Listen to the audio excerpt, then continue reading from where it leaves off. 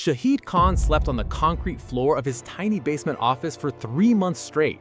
The 28-year-old Pakistani immigrant has just invested his entire life savings of $25,000 into a failing auto parts company, and now he couldn't even afford a hotel room. This was 1978, and Khan was betting everything on a business that industry experts said would never survive against established American manufacturers.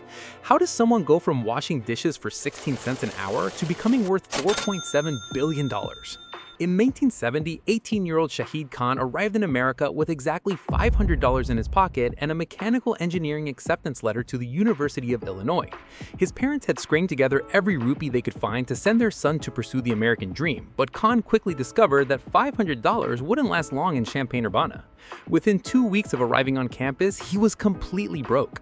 Khan walked into the university cafeteria and begged for any job they had available. The kitchen manager looked at the skinny Pakistani kid who could barely speak English and handed him a dishwashing uniform. The pay was 16 cents an hour, which was actually below minimum wage, but Khan didn't care. He scrubbed pots and plate for 8 hours every day, then attended engineering classes, then studied until 2 in the morning. His hands were constantly raw and bleeding from the harsh detergents, but he never missed a single shift. Other students mocked his accent and avoided sitting near him in the cafeteria where he worked. Khan would serve them food during lunch, then sit alone at a corner table eating the leftover scraps the kitchen was throwing away. He couldn't afford textbooks, so he borrowed them from the library and hand-copied entire chapters into notebooks. His roommate complained about the smell of dishwater that followed Khan everywhere, so he started taking 3 showers a day with industrial soap he stole from the cafeteria. During his junior year, Khan discovered something that would change everything. While working on a class project about automotive manufacturing, he learned that most car bumpers were made using an expensive process called steel stamping. The heavy steel components required massive machinery and created significant waste, but every major automaker used this method because it was the industry standard. Khan spent weeks studying the engineering specifications and realized there might be a better way. He started experimenting with a lightweight material called thermoplastic that could be injection molded instead of stamped. The process will be faster, cheaper, and produce stronger bumpers that wouldn't rust or dent as easily. Khan built crude prototypes in the university machine shop, working late into the night when nobody else was around. His engineering professors thought the idea was interesting but impractical for mass production. After graduating in 1971, Khan took a job at FLEX-N-GATE Corporation, a small auto parts supplier in Chicago that made bumpers for General Motors and Ford. The company was struggling financially and desperately needed someone who understood both engineering and manufacturing costs. Khan impressed his bosses by identifying several ways to streamline production and reduce waste, earning him rapid promotions from junior engineer to plant manager within 3 years.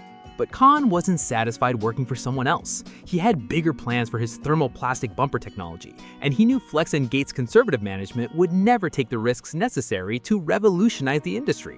In 1975, he approached the company owners with a proposal to license his injection molding innovations, but they rejected his ideas as too experimental and potentially damaging to their relationships with major automakers.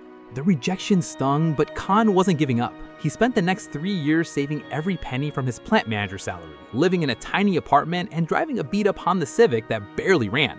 By 1978, he had accumulated $25,000, which seemed like a fortune to someone who had once washed dishes for 16 cents an hour.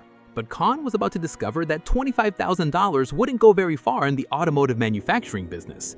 When FLEX-N-GATE's owners decided to sell the company in 1978, Khan saw his opportunity. He knew the business inside and out, understood every aspect of the manufacturing process, and had detailed plans for implementing his thermoplastic technology.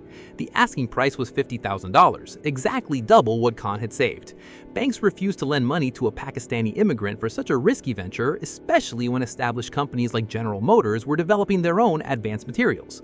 Khan made a desperate decision that would either make him rich or destroy his life completely.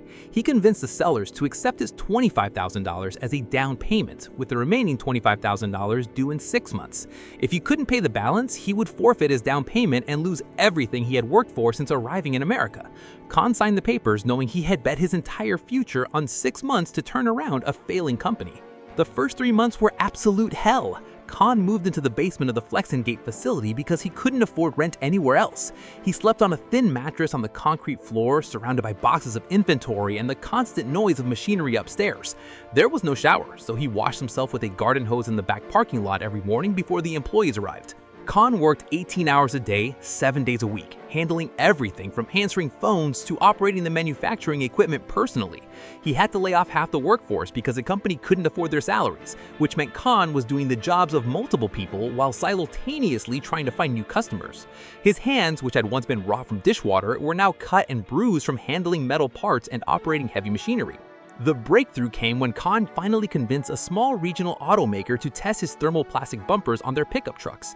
The initial batch of 500 units performed flawlessly in crash tests, proving that Khan's lightweight design was actually stronger than traditional steel bumpers. Word spread quickly through the automotive industry, and within months, major manufacturers were calling FLEX-N-GATE to discuss potential contracts. Khan made his 6-month payment deadline with just 3 days to spare, using revenue from his first major contract with Toyota to satisfy the sellers. But this was only the beginning of his empire. Over the next decade, Khan reinvested every profit back into expanding FLEX-N-GATE's capabilities, developing new manufacturing processes, and acquiring smaller competitors who couldn't keep up with the industry's shift towards lightweight materials. By 1990, FLEX-N-GATE had become one of the largest automotive suppliers in North America, generating over $200 million in annual revenue. Khan's thermoplastic technology had become the industry standard, used by every major automaker from Ford to Honda to Mercedes-Benz. The company that Khan bought for $50,000 was now worth over $100 million, making him one of the wealthiest Pakistani Americans in the country. But Khan wasn't satisfied with just automotive success. In 2012, he purchased a Jacksonville Jaguars NFL team for $760 million, becoming the first ethnic minority to own an NFL franchise. He also acquired Fulham Football Club in London for $200 million, expanding his business empire into international sports entertainment. Khan's total net worth reached $4.7 billion by 2023, making him one of the richest immigrants in American history. Today, FLEX-N-GATE employs over 24,000 people across 62 manufacturing facilities in North America, South America, Europe, and Asia. The company Khan started in a basement office now generates over $8 billion in annual revenue, supplying automotive parts to virtually every major vehicle manufacturer in the world. Khan's story proves that the American dream is still achievable for those willing to sacrifice everything and work harder than everyone else.